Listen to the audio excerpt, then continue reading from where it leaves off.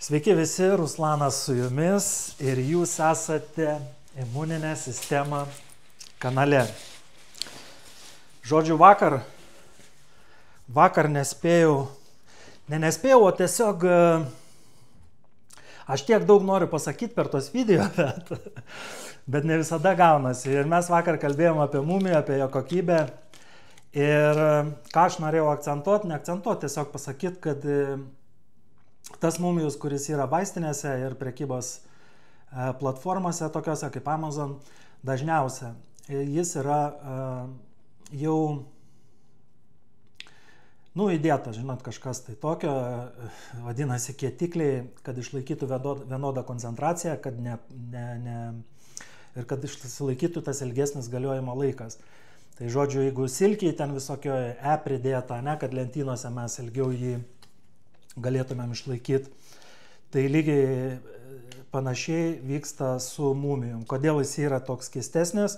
Todėl, kad yra specialiai taip daroma, kad galėtų sumažinti jo kainą ir pramoniniu būdu jį tirštą kaip plastilinas padaryti yra realiai labai sudėtinga ir sudėtingas pakavimas.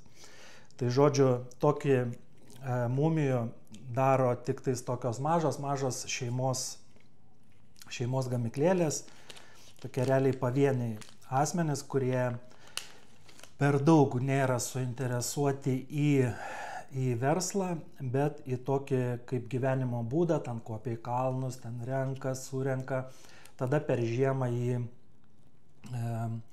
gamina, ten technologijos tos senovinės, tai natūralių būdų džiovinamas, nedžiovinami jie šituose vakuuminiuose tokiuose džiovyklose, kur viskas vyksta labai greitai, sparčiai ir daug. Tie gamintojai, kurie suinteresuoti į verslą, kurie suinteresuoti į uždirbti daugiau pinigų, tai jie būtent tokį mumijų gamina, ten fasuoja, viskas vyksta labai greitai ir tada įsideda tokie visokie specialūs dalykėliai, kurie visiškai prideda mums sveikatos. Tai todėl mumijos labai stipriai praranda savo imunitetą tokį. Daug kas sako, oi, ten ir panašiai. Taip, todėl kad labai daug tų prekeivių, aišku, Lietuva tai yra mūsų mažas toks kraštelis, bet čia, kur didelės rinkos, kur milijoninės rinkos, tai žodžiu, greit pakeičia ten pavadinimą ir panašiai, ir vėl tą patį produktą, kaip sakant, suka ratu. Tai o Lietuvoje ilgai čia mes neprimeluosim. Tai žodžiu, vieną kartą galima apgauti, antrą kartą jau žmonės žino. Tai koks yra iš tikrųjų pats visas procesas. Ir kaip ir kalbėjau, kad tas mumijus, jeigu į jį nieko neįdeda, tai jis yra labai trumpo galiojimo. Žodžiu, jį gauni, iškart turi suvartoti. Tai nes ten tikra terpė tom bakterijom ten daugintis ar panašiai. Kada jie jau supakuoja ten kalnuose į tos stiklinius indelius, tai ten jau visai kitas dalykas. O kai čia mes gaunam tokią kaip žaliavą, jau jisai teršiasi, jau jisai iškart prisitraukia visokios radiacijos ar panašiai. Tai tokia trumpa istorija. Kitam video aš kalbėsiu apie akmens aliejų. Buvo tokia istorija, atvažiavau į kaimą pas savo mylimus tėvus ir mamai buvo kažkas negerai, su inkstais buvo tokia trauma, tėtis dirbo, tai žodžiu paprašė manęs ten pagalbos padėti, tai aš nuėjau padėti ir žodžiu net pats nesuprantu, kaip lenkdamasis tiesiog taip nykštelėjau nugarą, kad viskas man atitraukė, atkirto visą nugarą ir galvojau, aš su mumijom pasigydysiu ir man viskas bus gerai, nes dažniausiai man tas mumijos, jisai duoda tą ne tik energiją, bet aš turiu vat, nuo jaunystės, nuo sporto, nuo to fizinio krūvio, aš turiu tokį vat, bėdą su savo nugara. Man labai dažnai būna, kad vat, nuo ilgo ėjimo, tarkim, nuo kažkokio tai fizinio stipresnio krūvio, man visiškai nugara atsisakinėja. Tai mumijos man visą vat, laiką padeda ir taip toliau. Bet kai gavosi uždegimas, man žiūriu, kad jau mumijos neįveikia šito.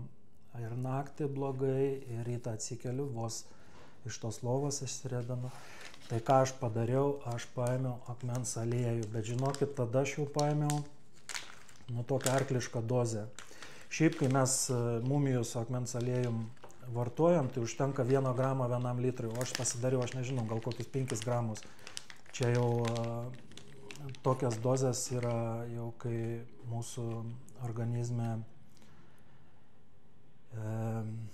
vėžinės ląstelės aktyvios, tada joms stabdyti tokios dozės.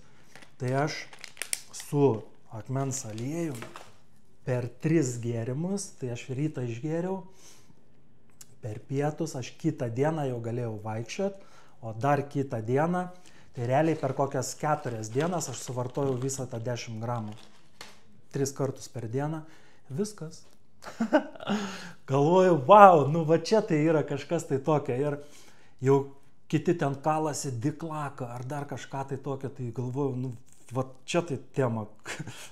Kažkokius atrodo, kad ir jau ten 5000 metų atgal jau ten visi žinojo, ten tik imperatoriaus šeima galėjo vartoti tą akmens aliejų. Bet aš tada jau supratau, kad tai yra kažkas tai tokio, toks, tiesiog. Tai va, toks buvo apie mumijų, žinosit, kad imuninė sistema Londone, visoje UK, Lietuvoje, kitose šalyse, Ameriką siuntėm, į Skandinavijos šalis, Vokietiją, visą Europą.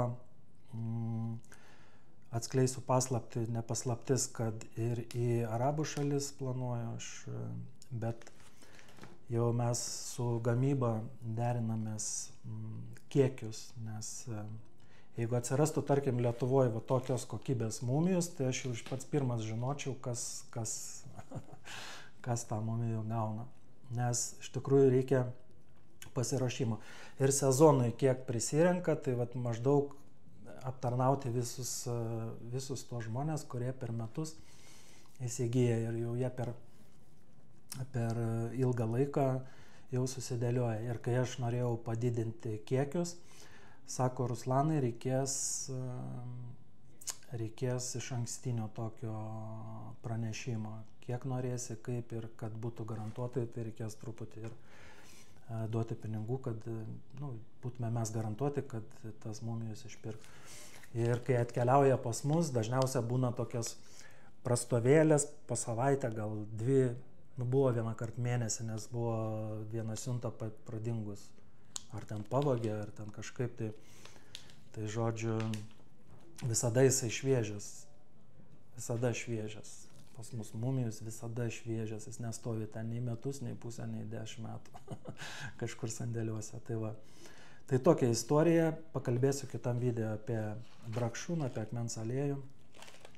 Jau daug kas esate susipažinę su tuo produktu, bet tegul pasilieka kitam video. Tai va, linkiu visiems daug meilės, džiaugsmo, mylėkite vieni kitus, bendraukite vieni su kitais, pasidalinkite informaciją su savo artimaisiais ir panašiai. Tai va, džiaugsmo, meilės, geros nuotaikos ir iki.